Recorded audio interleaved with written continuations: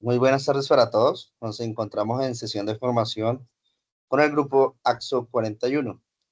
Vamos a dar un tiempo de espera prudente mientras se conectan el resto de los compañeritos aprendices que están por ingresar. Entonces ya regresamos.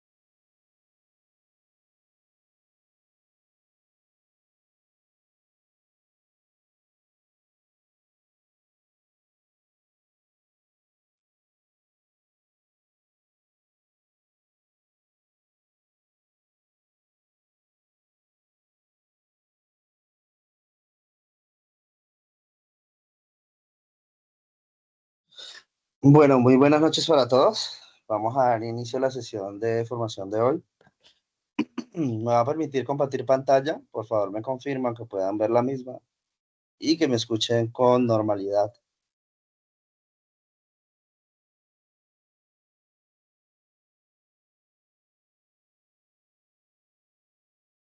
Bien, ¿pueden ver pantalla?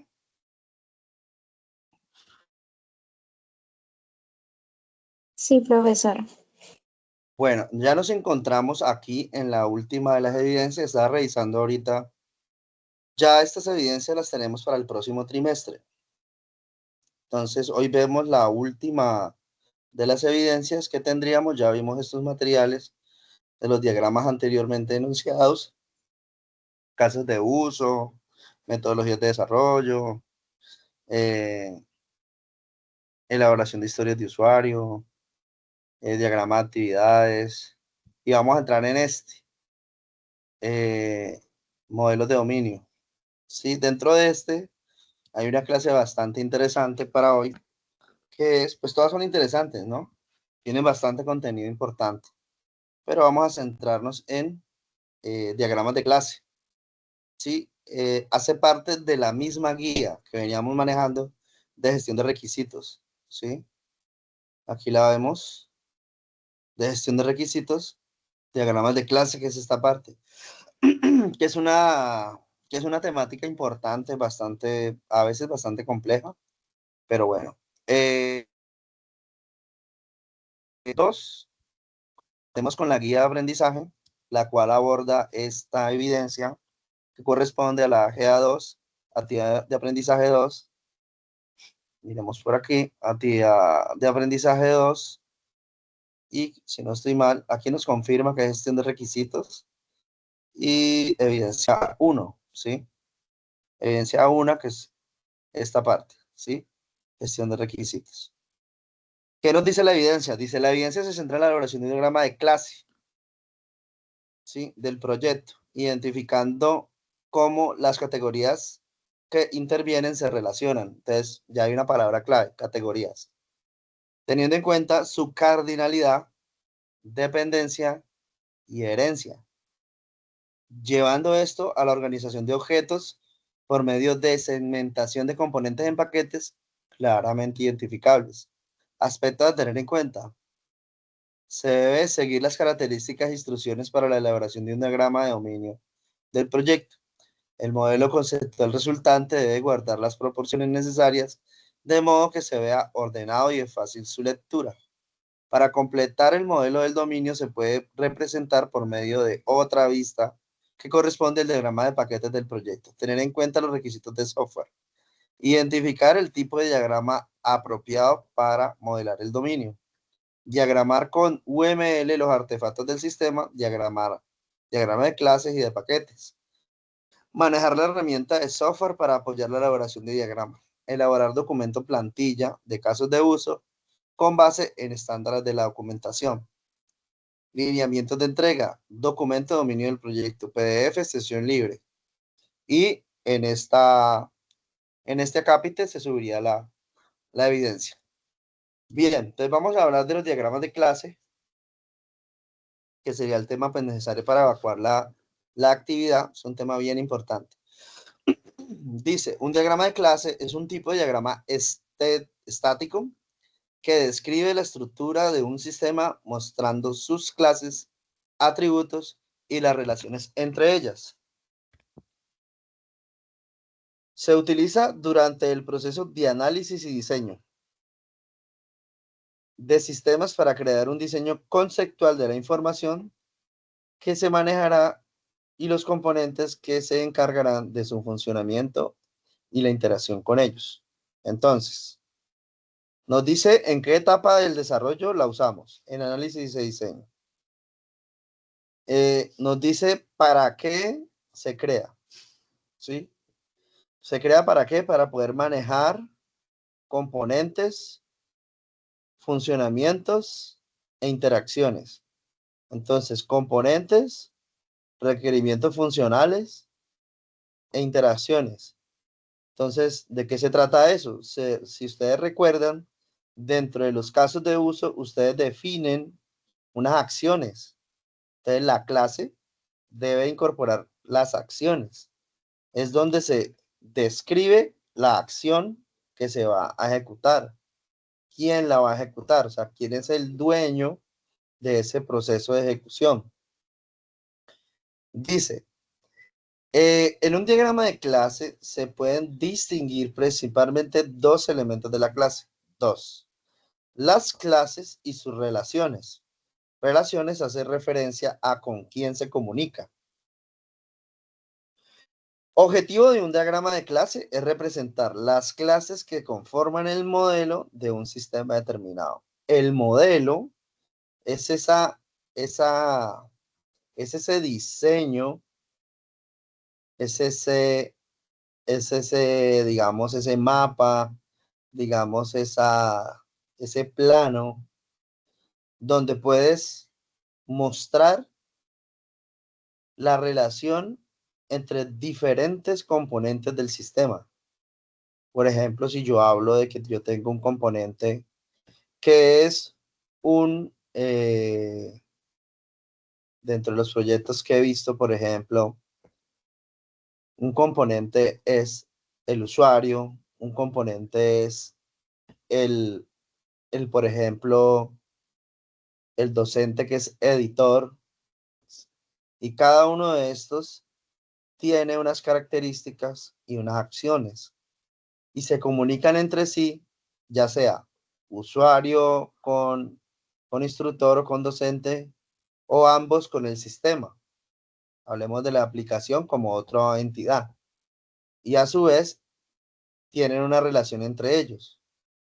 Entonces ese, ese diagrama, ese modelo, ese plano, nos muestra cómo se comunican y cómo funcionan y qué responsabilidad tiene cada uno.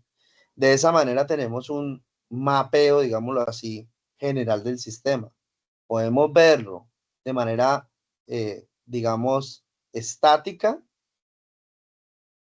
cómo los conceptos se interrelacionan. Recuerden que la clase es una abstracción conceptual de un algo que tiene una responsabilidad, que puede ser un usuario, que puede ser un sistema, que puede ser una entidad, que puede ser una vista incluso, ¿sí?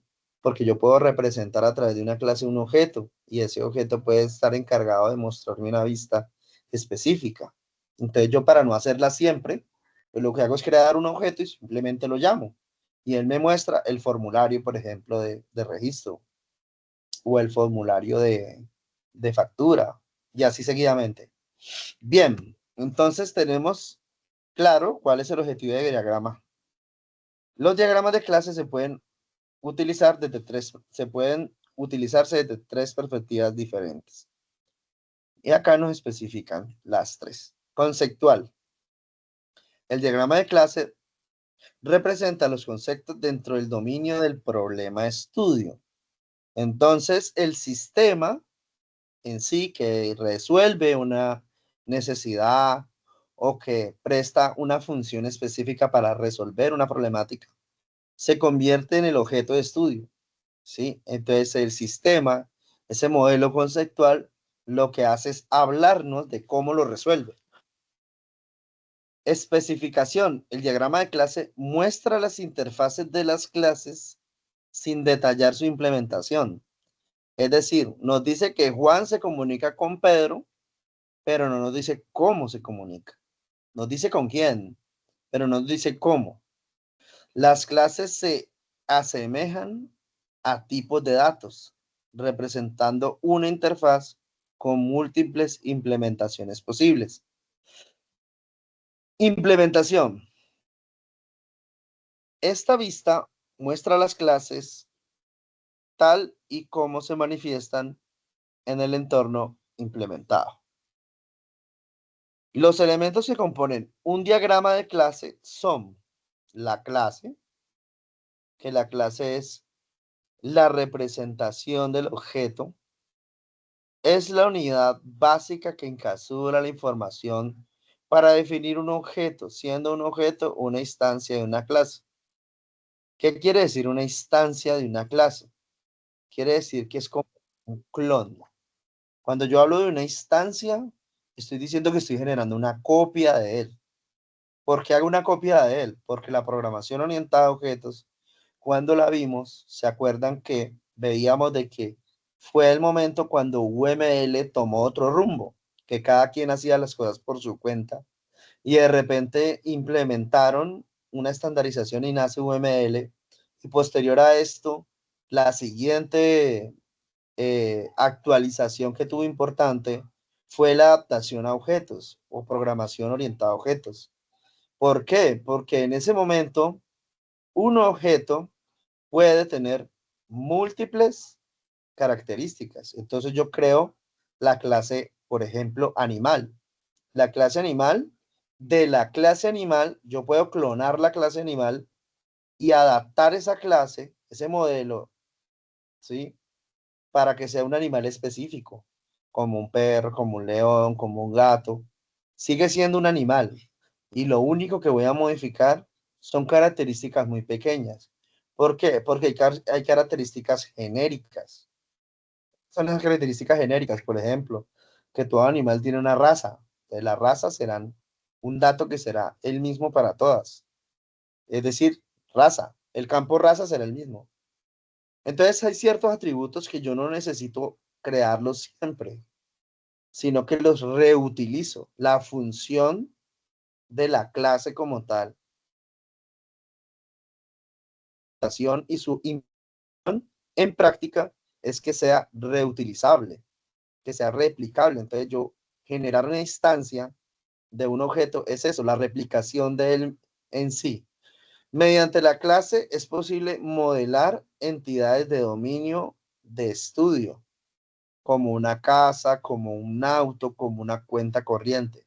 Todos estos son elementos intangibles que son definibles conceptualmente. O sea, yo conceptualmente, yo y ustedes, conceptualmente puedo definir ese objeto de dominio. Entonces, cuando hablamos de ese objeto de dominio, de esa entidad, estamos hablando que es describible o es modelable mediante una abstracción conceptual. Entonces, yo puedo decir que el humano, por ejemplo, el humano es aquel que tiene cabeza, tronco y extremidades. Y estoy definiendo unas características generales para esa entidad humano. Entonces, humano en su forma tendrá eso. Que habrán unos que tienen la mano más larga, tendrán unos que tienen los dedos más largos, tendrán algunos que tienen el tronco más pequeño, habrán unos grandes, unos medianos, unos pequeños, pero su estructura, esa abstracción, ¿sí? General, nos permite definir la entidad con ciertas características. Entonces, por eso puedo definir una cuenta corriente, puedo definir una casa, puedo definir un auto, porque yo puedo hacer una abstracción. Mediante esa abstracción de información, describo el modelo y formulo una clase. Y digo, esta es la clase automóvil. Que cuando yo y la instancie genere la copia o diga voy a hacer una copia para modificarla y ya no va a ser auto, sino que va a ser camión, por ejemplo, o va a ser cuatrimoto, o va a ser, qué sé yo, cualquier variedad o derivación que se le pueda hacer a un automóvil, por ejemplo, limusina, se me ocurre. Seguirá siendo un automóvil, pero es una modificación específica. Entonces, tenemos claro que esa clase tiene todas esas abstracciones que podemos hacer. Que la clase también tiene atributos, son las características o las propiedades específicas de una clase. Atributos, que es lo que hablábamos cuando decimos que podemos definir que tiene un nombre, podemos definir que tiene una raza, podemos definir que tiene un color, que tiene un peso. Son todas esas descripciones que podemos hacer del objeto en sí. Luego hablamos de los métodos, que son las operaciones o funciones a través de las cuales una clase interactúa con sus datos. Entonces yo tengo unos atributos, por un lado, y tengo unos métodos o acciones. Entonces ustedes pueden construir, por ejemplo, una clase en la cual tiene un usuario y el método es inicio de sesión. Eso es una acción. Y ustedes tendrán allá en lo que ustedes han construido, en sus ejemplos, ustedes habrán construido una acción, ¿sí? Entonces, esas acciones que están en los casos de uso o historias de usuario se constituyen en métodos, ¿sí? Ejemplo, vamos aquí a dar un ejemplo con AliExpress, por ejemplo. Lo que es así, así. AliExpress, Electronics. Se cayó AliExpress. Increíble. Espérate que yo tengo por aquí prendido algo. Vamos a ver si tiene que ver. No, no tiene que ver. Es que por aquí estaba haciendo una prueba y estaba corriendo un servidor FTP para escuchar un dispositivo de hardware. Entonces, fíjense que voy a darle clic a uno de estos productos.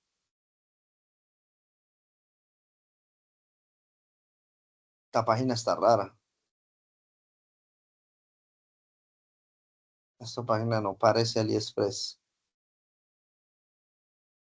Pero bueno, sigamos.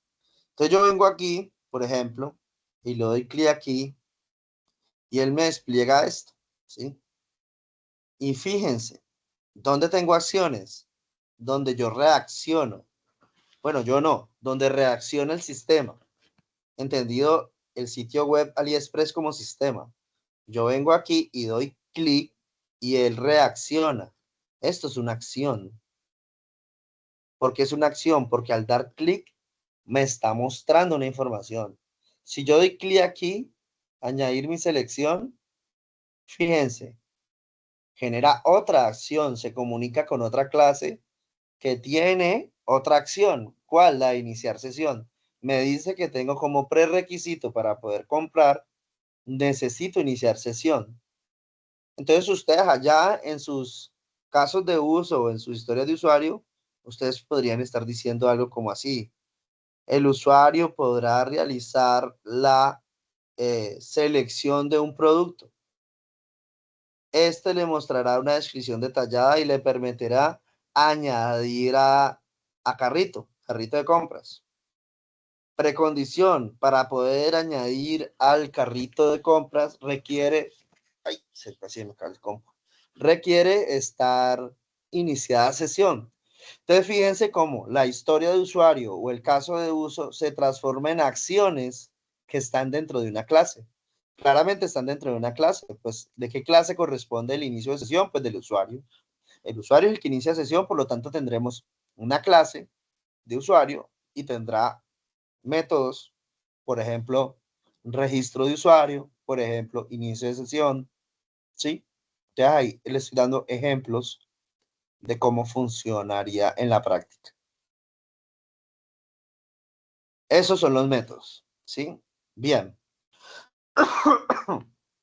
En UML, una clase representada por un rectángulo que posee tres divisiones, en donde representación, bueno, en donde, y nos viene aquí a mostrar 9, figura 9, representación de una clase. Y nos dice las partes de la clase. Entonces nos dice que la clase tiene nombre de clase, el rectángulo superior contiene el nombre de la clase. Atributos. El rectángulo intermedio contiene los atributos, variables o instancias que caracterizan la clase. El rectángulo inferior contiene los métodos u operaciones, los cuales son la forma como interactúa el objeto con su entorno. Los atributos y los métodos de las clases tienen características que definen su grado de comunicación y visibilidad con el entorno, a lo que se denominan controles de acceso. Entonces vamos a ver esta parte en la práctica. ¿Cómo es esta parte en la práctica? Yo ya les he mostrado que, que por acá les he mostrado la aplicación. Vamos a ver si tenemos por aquí habilitado el diagrama. Creo que es este. Correcto, donde veíamos cómo hablábamos del caso de uso. Sí, y si no estoy mal por acá, no, por ahí no fue. Siempre se me olvida. Más formas. Aquí, UML. UML, MER y otras formas. UML. Y por aquí podemos ver el diagrama de clase. Fíjese que está claramente identificado, ¿no? Voy a ponerlo acá y llama la clase. Entonces le puedo llamar a esta clase usuario. Espérame un control Z, escape, control Z. Sí, entonces fíjense, voy a ampliar un poquito acá. Creo que este me permite hacer zoom. Sí, me permite hacer zoom. Entonces fíjense cómo me muestra que es la anatomía de la clase. Miren aquí. Nombre de la clase es el rectángulo superior que contiene el nombre de la clase. O sea, ahí está class name. Luego viene atributos. Atributos. Y luego vienen los métodos. Métodos. Entonces aquí tengo atributo A, atributo B, método A, método B. ¿Sí? Si estamos hablando de la clase usuario, podríamos decir aquí que la clase usuario, ¿sí? Clase usuario. La clase usuario tiene, por ejemplo, tipo documento.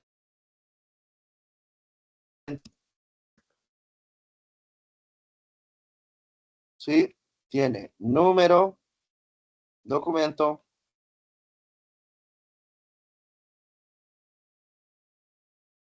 eh, nombre. Este es primer nombre. Primer nombre. Segundo, epa. Segundo nombre.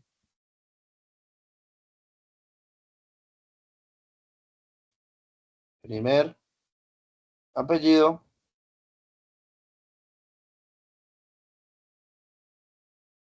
Segundo apellido. Fecha, nacimiento.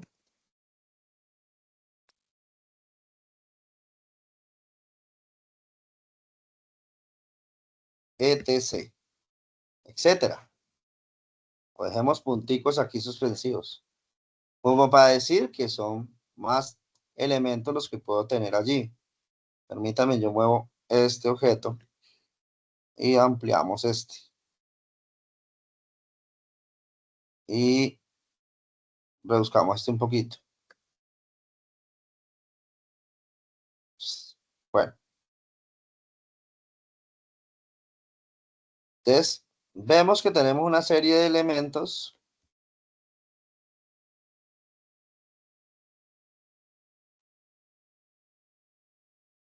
dentro de la clase que me permite hacer una descripción.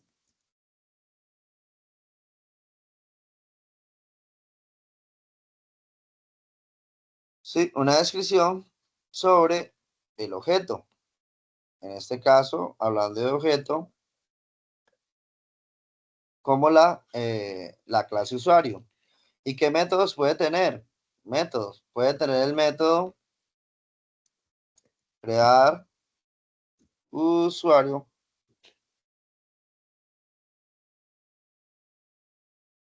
Y siempre termino así, así, con, con doble paréntesis. Paréntesis que se abre y se cierra. Porque los métodos son funciones, ¿sí? Son funciones. Permítame un segundo.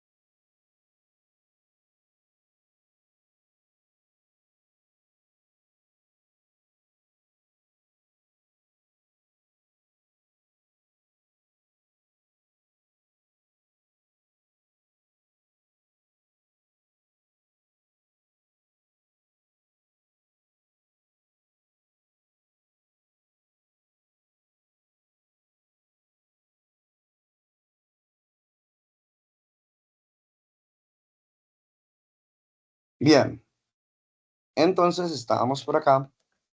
Entonces explicábamos acá.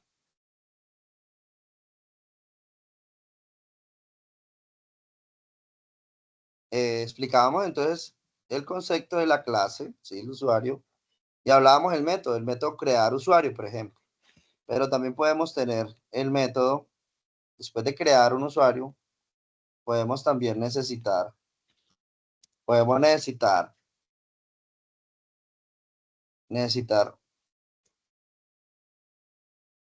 modificar el usuario. También podemos necesitar, vamos a abrirlo un poquitico para acá. También podemos necesitar, epa, ¿qué hiciste ahí? También podemos necesitar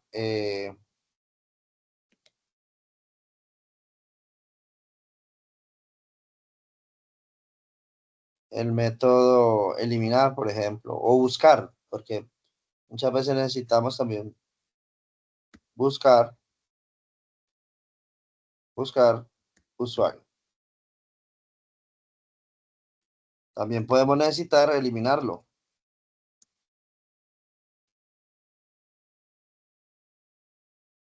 Usuario.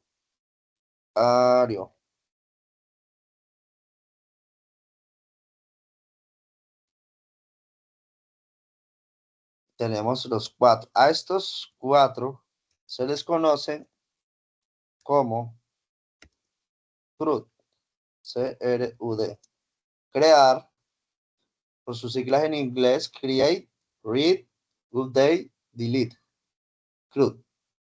A eso se le conoce estos elementos. Control X y llevémoslo para acá. A manera solo de título. ¿Sí? Entonces, puedo tener dentro de la clase estos métodos. ¿Sí?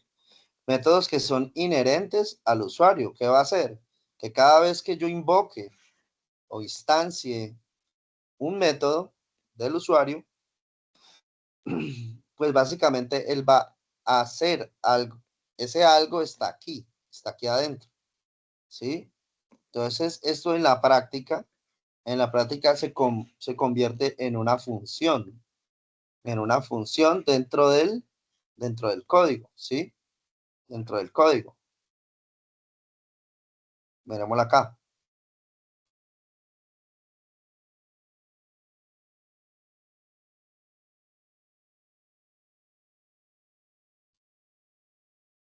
A ver si la puedo copiar, copiar.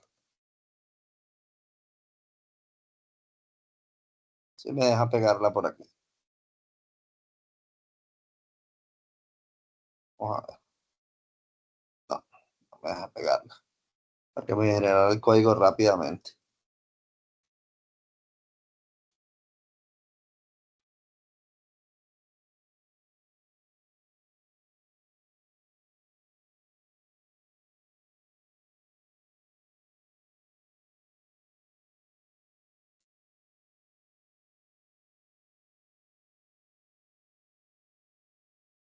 Me le borro esta parte de aquí.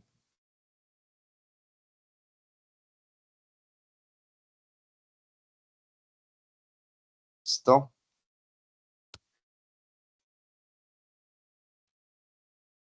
Vamos a generar rápidamente. Generemos una nueva.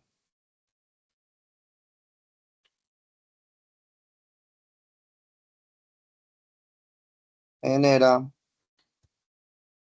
la implementación del código. El código de la clase de la imagen adjunta en de la imagen adjunta. Hagámoslo en PHP, por ejemplo. PHP de la imagen adjunta. Podría ser PHP, podría ser Java, podría ser Python, podría ser, digamos, cualquiera de los lenguajes que lo soporte. ¿Sí?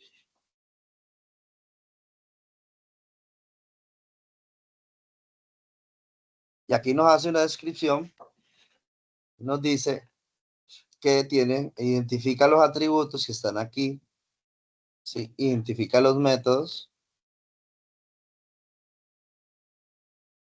y nos construye el código de una clase.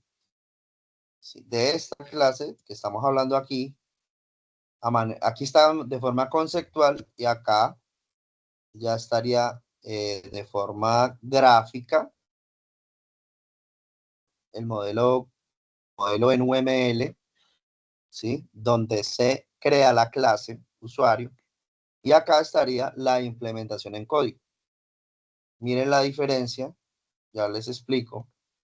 Donde tengo los atributos, me dice private, tipo de documento, número de documento, tantos los que definimos. Luego viene con donde tiene una función que lo que hace es como llamarlos, los carga por primera vez, ¿sí?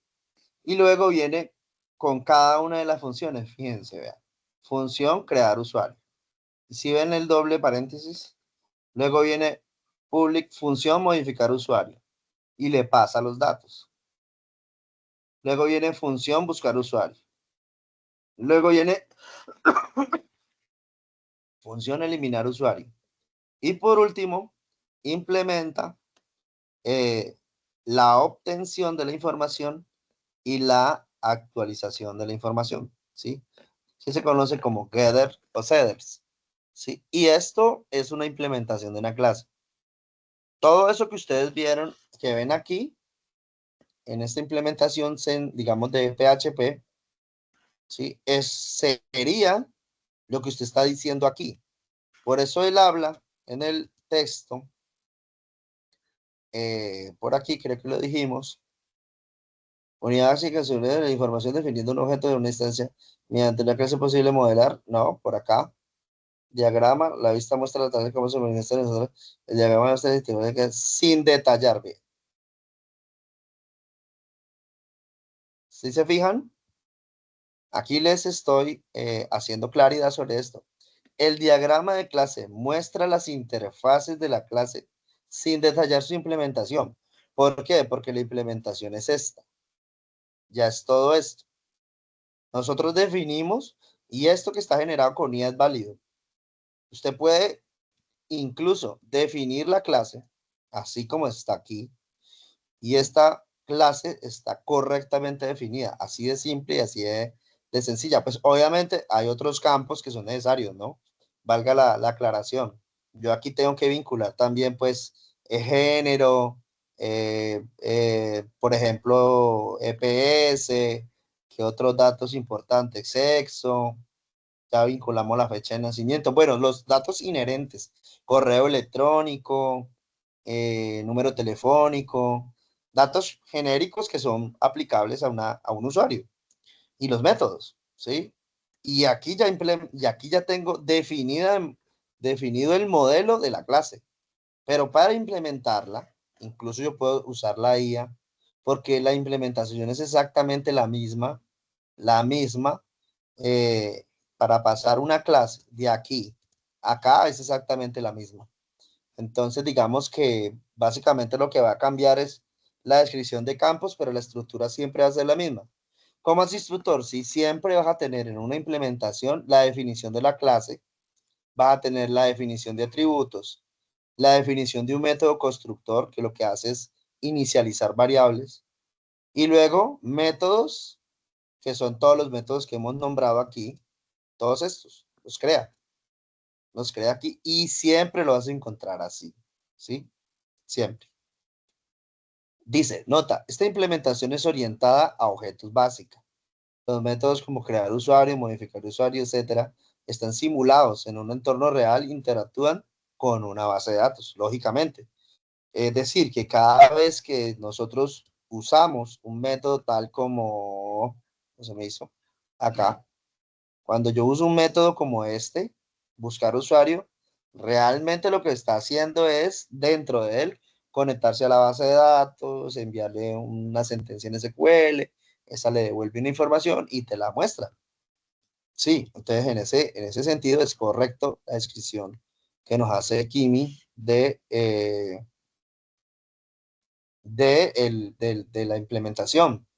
Puedes expandir esta clase con validaciones, manejo de errores, colisiones de base de datos, según tus necesidades. Claro, según la necesidad del modelo, ¿sí? Entonces, continuemos para no salirnos de la ruta porque a veces se termina no saliendo el tema.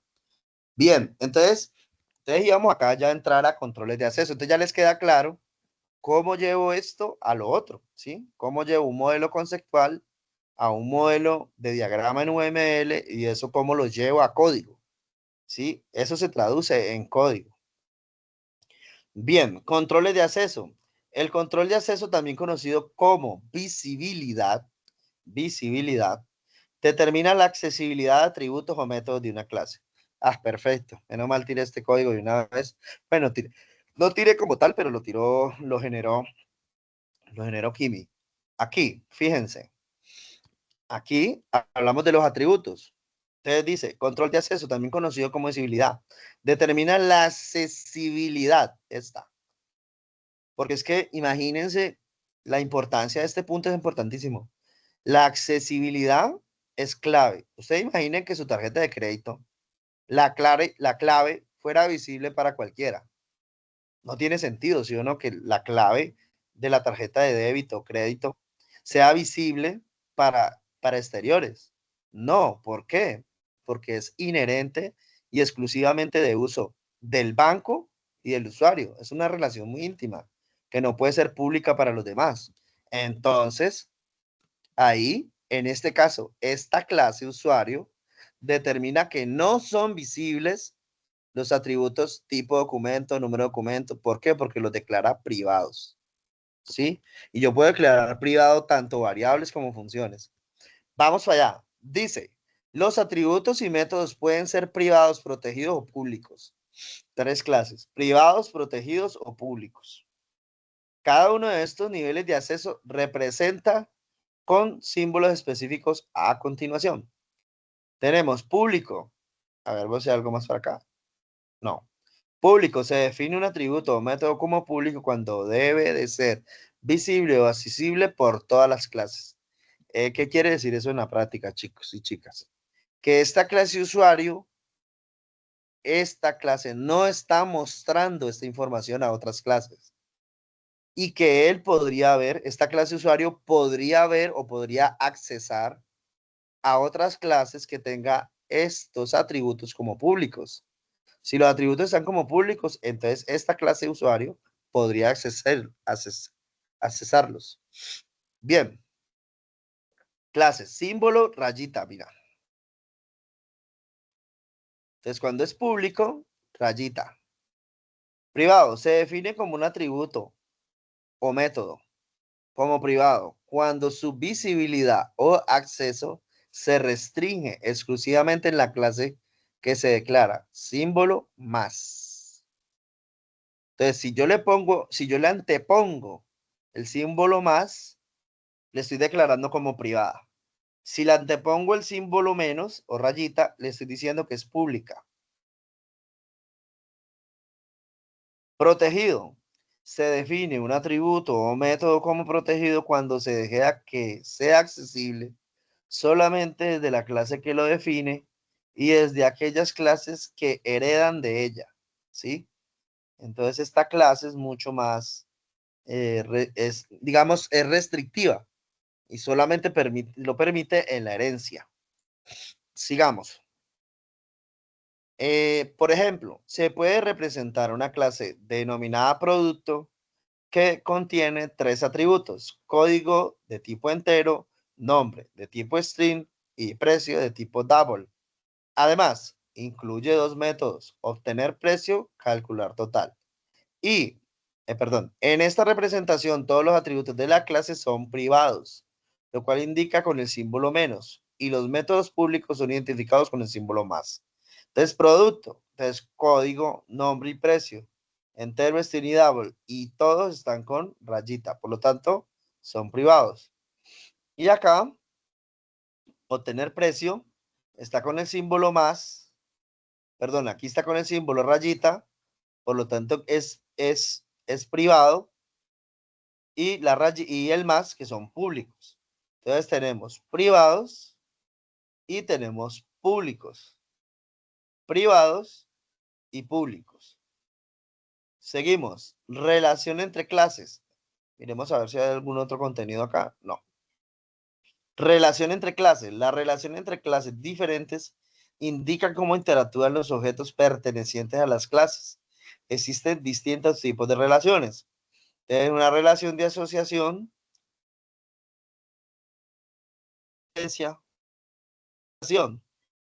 entonces nos describe tres relaciones.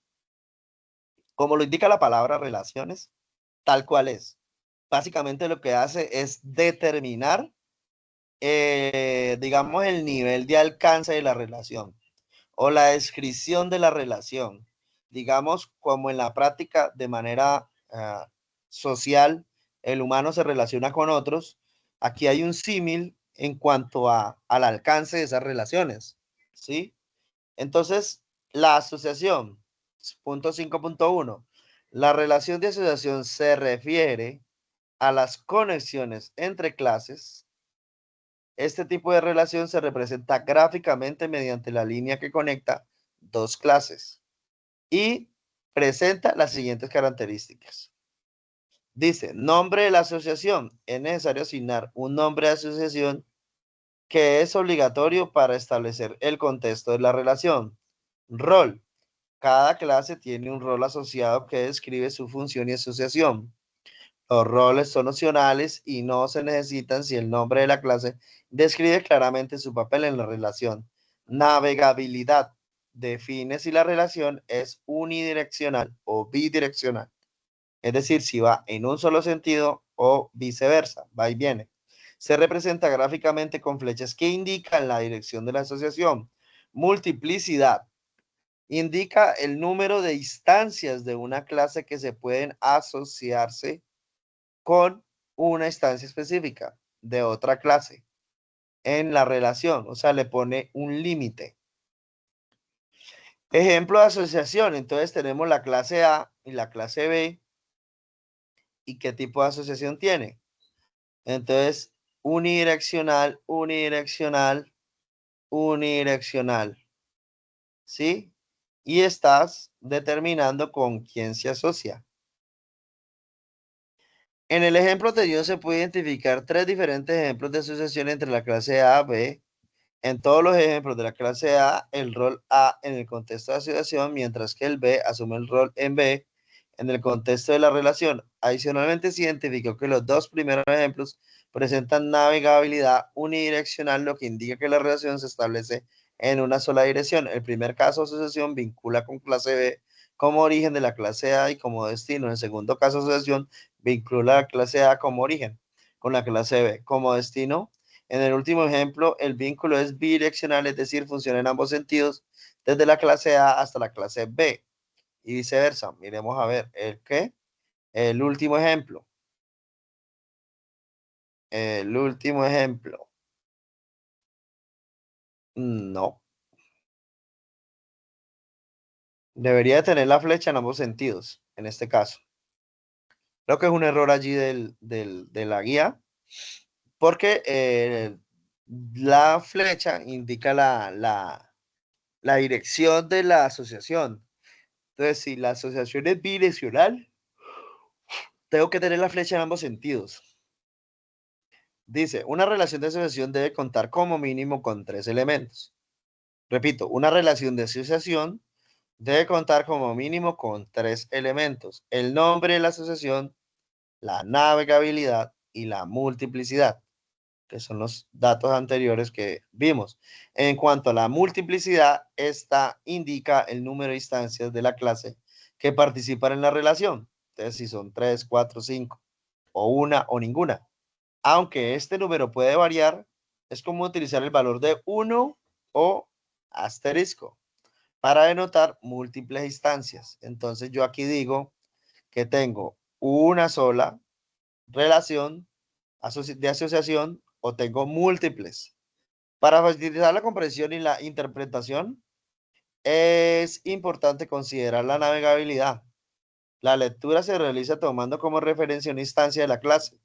de origen de la asociación con respecto a n de instancias de dominio y destino, es decir, donde n representa la multiplicidad en el extremo exterior. Es decir, que yo puedo tener de 1 a n o de 1 a asterisco, ¿sí? Y ambas relaciones me indican que n, pues son muchos, o asterisco son muchos, y el 1 siempre se mantiene fijo. Por ejemplo, se podría representar una clase llamada figura que contiene dos atributos, lado 1, lado 2 y tres métodos, constructor, figura y un método área y método perímetro, de la siguiente manera. Ejemplo de variaciones en la asociación de la clase. Dice, un instructor enseña a un aprendiz. Entonces tenemos una relación de 1 a muchos, porque un instructor efectivamente enseña a muchos aprendices, mientras que muchos aprendices tienen un solo instructor. En la práctica, en la relación donde tenemos esta práctica, este ejercicio, es en ejercicio de clase, ¿sí? Entonces, cuando estamos en clase, tenemos un instructor para muchos aprendices. Luego tenemos instructor, es evaluado por el aprendiz. Entonces, aquí tenemos que un instructor es evaluado por muchos aprendices. Tenemos el asterisco. Y ahora una relación bidireccional, mire, donde tenemos el instructor con una relación de unos a muchos y comparte, porque ambos comparten. Bien, en el ejemplo anterior se presentan tres variaciones de relaciones de asociación entre la clase instructor y la clase aprendiz. En los tres casos, la navegabilidad varía en función de lo que representa la relación, tal como se indica en su nombre. Entonces, efectivamente, tenemos la relación según la navegabilidad. Qué nos quiere decir? Que la dirección nos muestra el objetivo. El instructor enseña, entonces cuando enseña, la dirección es hacia el aprendiz, con una relación de unos a muchos. Y cuando el aprendiz evalúa al instructor, la navegabilidad va hacia el instructor también de muchos a uno. Y aquí la navegabilidad es compartida. En el primer caso existe una relación de asociación denominada enseñanza con una navegabilidad que va del instructor al aprendiz, indicando que un instructor enseña a varios aprendices. En el segundo caso, la relación se interpreta de la siguiente manera. Un aprendiz es evaluado por un instructor. Un aprendiz es evaluado por un instructor. No. En la siguiente es muchos aprendices es evaluado por un instructor. Es una relación de muchos a uno. ¿Sí?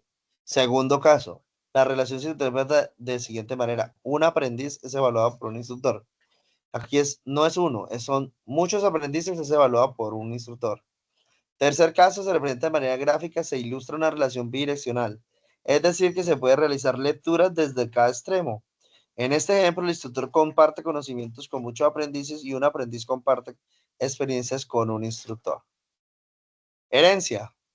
La herencia, como lo dice y como conocemos el concepto de herencia, donde uno hereda del padre, también se aplica para el concepto de las clases.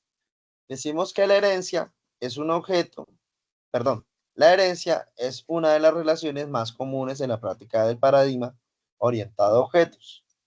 Como se mencionó anteriormente, se puede construir relaciones que van desde conceptos, clases generales a conceptos, clases específicos, especialización, o de conceptos específicos generales, generalización. La herencia es un tipo especial de asociación que cuenta con clases principales o superclases, que son las más generales en la relación, y las clases secundarias o subclases, que son las más especializadas. En este tipo de relación tiene implícito el nombre es un o es una. También implícitamente es una relación que vincula una instancia de la superclase con una instancia de la subclase. Por lo tanto, no se asignan nombres ni multiplicidad a este tipo de relación. ¿Qué quiere decir esto? Que nosotros construimos la clase como un modelo y puedo tener un modelo que se llame superclase o que sea una superclase porque es muy genérico. Como hablábamos, por ejemplo, del reino animal. Entonces ahí caben todos, ¿no? Y cuando hablamos de algo es de la especialización, estamos hablando que podemos tener una clase que la heredamos del reino animal, pero ya la vamos a especializar en una clase, por ejemplo, que sea mamífero o que sea, por ejemplo, que sean felinos, ¿sí? Ya le estoy dando cierta especialización. En una relación de herencia, las subclases heredan las características o atributos y comportamientos métodos de las superclases. Cuando se hereda, que yo les decía acá, al heredar lo que yo busco es poder obtener esta información de la clase de la que estoy haciendo la herencia, porque lo que hago es heredarlo para no tener que volverlo a hacer, es decir, reutilizar el concepto de reutilización. Y entonces aquí nos da un ejemplo y nos dice la herencia, nos dice vehículo, matrícula, marca, modelo, color, métodos, obtener matrícula, obtener marca, obtener modelo, obtener color, get, set, modificar matrícula, modificar marca, modificar modelo, modificar color. Herencia, fíjense en la flecha hacia arriba, con la dirección hacia arriba, nos está diciendo que hereda de él. Vehículo terrestre, y luego vehículo acuático, vehículo aéreo. Y a su vez, tenemos otra herencia, fíjense acá, donde esta herencia es, es una especificación, es una especialización. ¿Cómo? Porque ya define que del vehículo terrestre tenemos una camioneta, que del vehículo acuático un barco y que del vehículo aéreo un helicóptero. Podría haber sido un avión, pero se definió helicóptero. En la figura anterior se presenta una relación de herencia entre 7 clases distintas. Las clases de tipo supertipo están situadas en los niveles superiores de la jerarquía y representan las clases más generales, cuyas definiciones serán heredadas por las subclases. En las relaciones de herencia se pueden establecer varios niveles y en cada nivel existen correspondientes superclases y sus subclases. Es importante denotar que no se asigna un nombre a estas relaciones porque se entiende implícitamente un tipo de relación de una, la cual representa desde la subclase hacia las superclases y siempre en una relación de uno a uno. Claramente es una relación muy íntima, es de uno a uno, de uno a uno, ¿sí ven? De uno a uno. Por ejemplo, una camioneta es un vehículo terrestre que va a ser a su vez un vehículo. La clase de vehículo terrestre hereda todas las características de los comportamientos del vehículo y a su vez la camioneta hereda todas las características de comportamiento de la clase vehículo terrestre. De esta manera indirecta, la clase camioneta está heredando las características y comportamientos de la clase vehículo al estar en la misma línea de herencia. La clase barco no hereda las características de la clase vehículo terrestre porque no se encuentra en la misma línea de herencia. No se encuentra en la misma línea de herencia, por supuesto que no. Miren, vehículo acuático, barco. Si tuviera, por ejemplo, una herencia hacia acá, entonces podría heredar también esta información. Muy bien. Seguimos. Eh, dice, la herencia múltiple, en el ejemplo anterior, aquí tenemos el mismo planteamiento, pero tenemos herencia de dos clases distintas, ¿sí ven? Por aquí le damos otra cosa y por aquí otra. ¿Por qué? Porque la mezcla entre un vehículo terrestre y un vehículo acuático se le llama anfibio. El anfibio es un tipo de vehículo que puede navegar por encima del agua y a la vez rodar, ¿sí? En tierra, ¿sí? Moverse en tierra. El ejemplo de herencia múltiple en el diagrama de clase presenta varias relaciones de herencia. Por ejemplo, la clase de vehículo anfibio es un caso de herencia múltiple, ya que hereda características de los dos superclases o supertipos, directas y diferentes, vehículo terrestre y vehículo acuático. La herencia múltiple es admitida solo por algunos lenguajes de programación, siendo Python, Perl, C los más conocidos que la implementan. Sin embargo, otros lenguajes orientados a objetos ofrecen funcionalidades similares. La herencia múltiple mediante el uso de interfaces. Visibilidad de las relaciones de herencia. Para definir la visibilidad de los atributos y métodos de una clase se utilizan identificaciones de acceso, que era lo que hablábamos hace un momento, private, public, protect. En el contexto de las relaciones de herencia es crucial ser cuidadoso para evitar resultados no deseados, respetando las siguientes normas. Un atributo o método privado, private, en una superclase es inaccesible desde las subclases. Entonces, si yo por acá lo defino privado, no lo puedo ver acá. Es lo que me está diciendo. Entonces, un atributo o método público en una superclase permanece público en las subclases. Un atributo o método protegido en una superclase se mantiene protegido en las subclases si existen más niveles de herencia o actúa como privado en caso contrario. Agregación. Sí, punto 5.3. La agregación es un tipo de asociación que indica que un conjunto de clases forman un todo. Es decir, nos unimos en un fin común, ¿sí? Como podría ser un grupo de personas que tienen diferentes competencias o diferentes conocimientos y se unen para un fin común.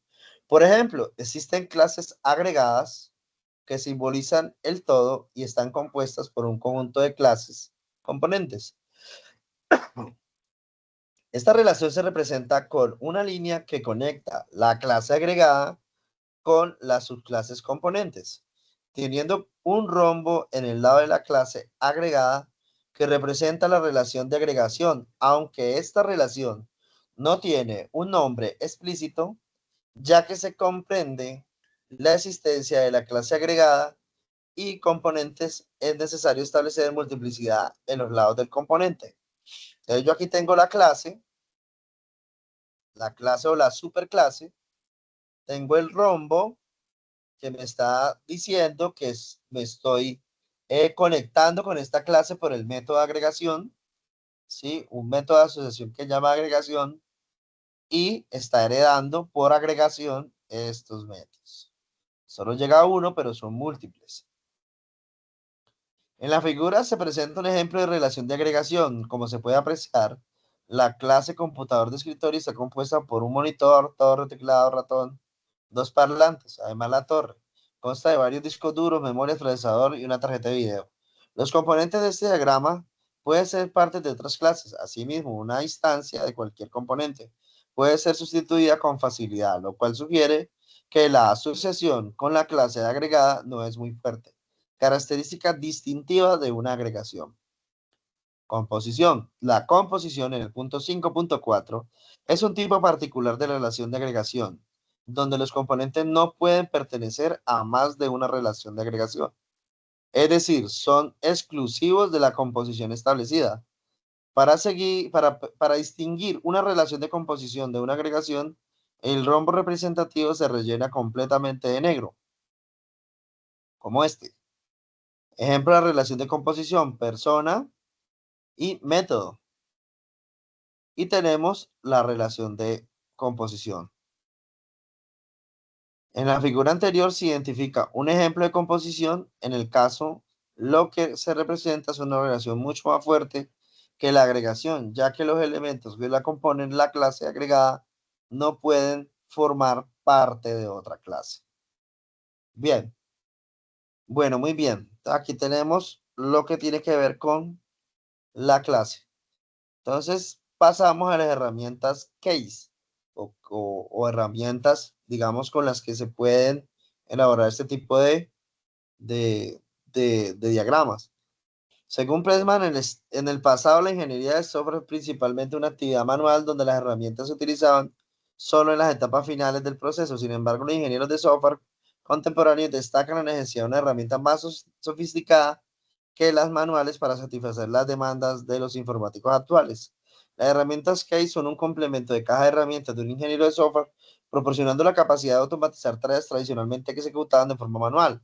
Esto ayuda a garantizar la calidad que se integre desde las fases de diseño mucho antes de proceder con la construcción del producto. Pues en esta herramienta está, digamos, implícito el ciclo de vida. Lo que buscan estas herramientas es poder brindar una herramienta que incorpore cada una de esas fases. Tenemos CASE, que es un acrónimo de Computer Assisted Software Engineer, que tradujo al español, estudiar español significa ingeniería asistida por computadora. La tecnología CASE se refiere a la ingeniería de software apoyada por herramientas computacionales. Consiste en un conjunto de herramientas que automatizan la tarea de desarrollo de software con finalidad de ofrecer un sistema integrado que conecte y automatice las fases del ciclo de vida del desarrollo. Cuevas 1991, fíjense en esto, 1991, tengan en cuenta esa fecha. De acuerdo con Pressman en el 98, los objetivos de las CASE son objetivos de las herramientas CASE. Y tenemos esta ruta. Fortalecer el rendimiento del desarrollo, mayor eficiencia de los productos desarrollados, disminuir el valor del software, automatizar la generación de documentación, automatizar las tareas de desarrollo, automatizar los chequeos de errores, hacer software probable, administrar el proyecto e ingeniería inversa. Las herramientas CASE en función de las fases del ciclo de vida que abarcan se pueden agrupar de la siguiente forma. Herramientas integradas, Integrate Case o Case integrado, abordan todos los aspectos del ciclo de vida de desarrollo del sistema, son llamadas también case de trabajo en equipo. Herramientas case de alto nivel, UCase, Uppercase, case superior o front-end. Se utilizan para la automatización y soporte de actividades de las etapas tempranas de desarrollo de análisis y diseño. Herramientas de bajo nivel, low case, lower case, case inferior, backend. Ayudan a las etapas finales en el ciclo de vida del desarrollo, construcción e implementación. Juego de herramientas, tool case. Son el tipo más simple de herramientas case, automatizar una tarea o actividad del ciclo de vida de desarrollo de sistemas que convierte en herramienta o herramientas independientes, constituyendo un caso de multiherramienta. A continuación se presentan ejemplos de herramientas case por ámbitos, análisis y diseño, Workbench, UD Design Studio, DIA, Star UML, diseño de archivos de bases de datos, Power Design, Oracle Design, ASIC Case, programación, NetBeans, Eclipse. Los diagramas de clase se diagraman con herramientas que hacen parte del grupo de herramientas Case o UCase, en las cuales encontramos Star UML, Lucidchart, Argo y MagicDraw. Bueno, importante que revisen estas herramientas, es importante que las conozcan cómo funcionan, de qué se tratan. Por ejemplo, esta herramienta, además de que hace el diseño, también genera el código, que eso es algo interesante, Argo UML, ¿sí? Argo UML, miremoslo por acá.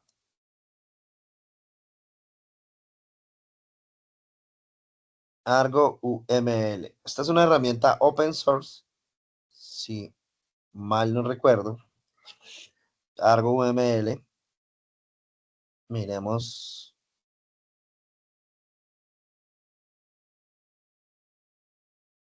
Sigue siendo, bueno, sí, sigue siendo gratuita. Lo que no sé es si sigue teniendo soporte técnico. A ver, miremos algo.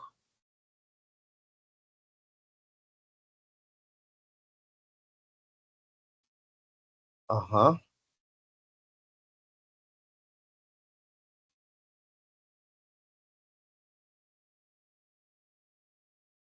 Aquí, por ejemplo, está una descripción.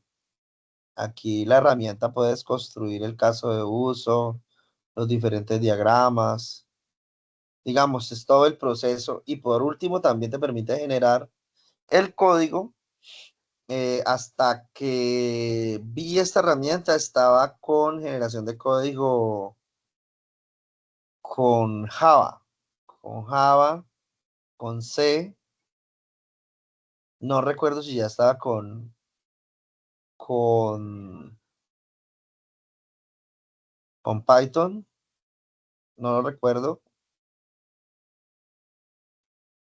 Vamos a ver si por aquí puedo ver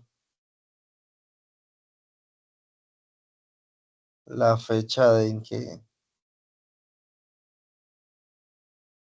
Muy buena herramienta, pero creo que ya está desatendida, si no estoy mal, creo.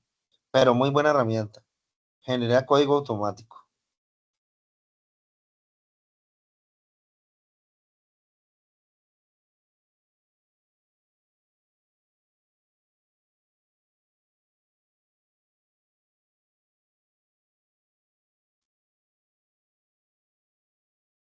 Sí, al parecer se quedó allí con C y con Java.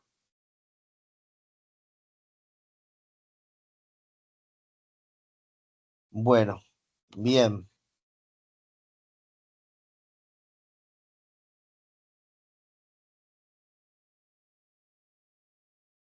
Y otra de las bastante usadas es esta RUML, pero tengo entendido que esta es de uso limitado, ¿no?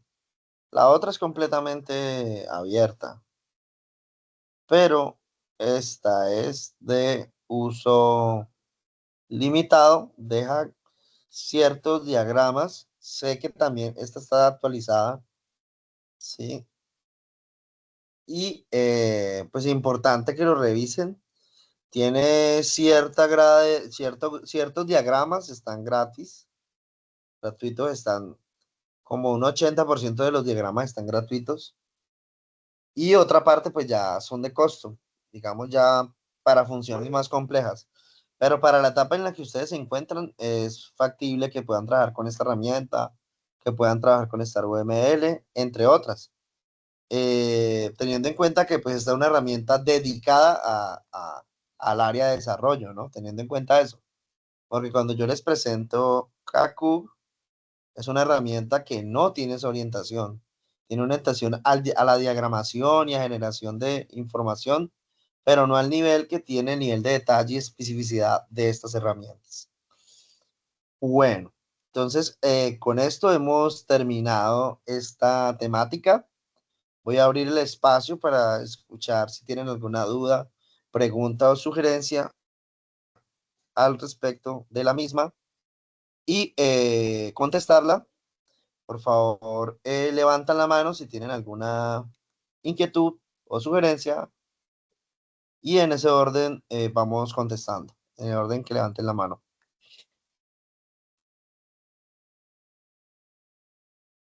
José, José Carrillo, ¿te escuchamos? Buenas noches, instructor. Buenas Eh, noches. Instructor, qué pena. Es que ahorita pues tuvimos una clase con el instructor Edwin, y pues él nos Ajá, decía que este año no, o sea, no alcanzamos a terminar la fase de análisis. Entonces, pues nos dio unas evidencias que había que entregar y otras pues que ya quedaban para el otro año. Entonces, para saber con usted qué evidencias pues hay que entregar por el momento y si quedan faltantes para el otro año. ya, pues eso tenemos que cogerlo con... Es que todo depende del proyecto, pero yo creería, miremos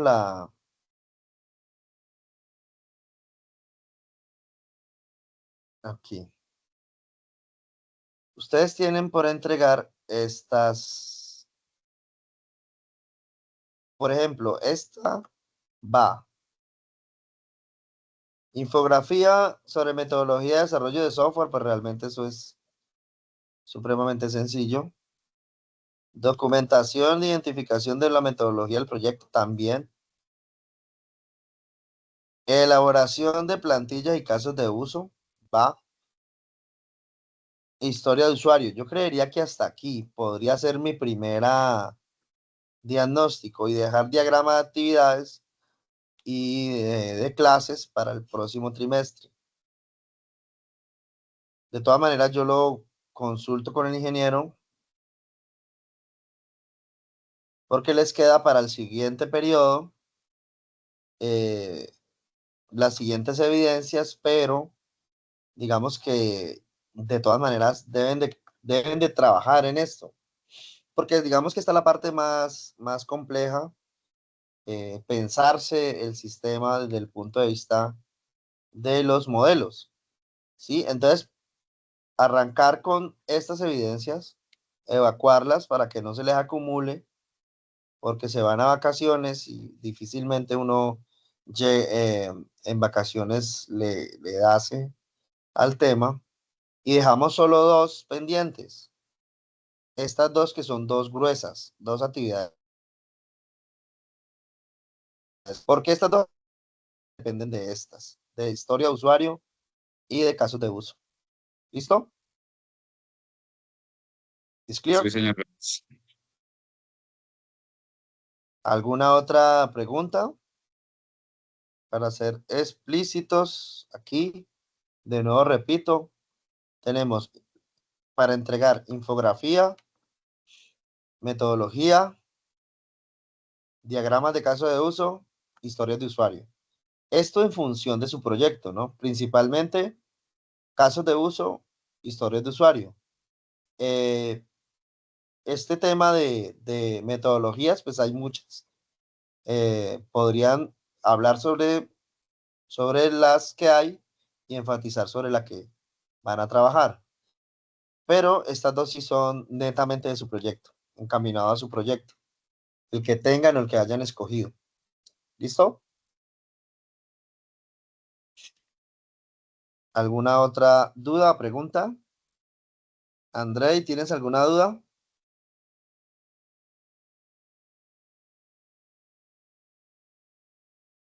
Andrei Sánchez,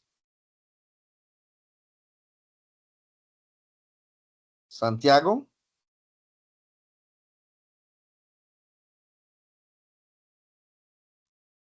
Sebastián,